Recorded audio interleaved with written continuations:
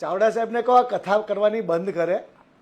એમણે જેટલું તમને સરળતાથી સમજાવ્યું એટલું સરળ નથી. મને લાગે કે વધારે પડતા સજ્જન છે. અત્યારે આખું ગુજરાત ખોખલું થઈ ગયું છે.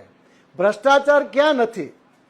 કોઈ એક દાખલો બતાવો કે જ્યાં ભ્રષ્ટાચાર ના હોય, જ્યાં નકલી કોર્ટો ચાલતી હોય, નકલી સરકારી કચેરીઓ ચાલતી હોય, નકલી જકાત નાકા ચાલતા હોય, નકલી ટોલ નાકા ચાલતા હોય, નકલી દારૂના અડ્ડા ચાલતા હોય.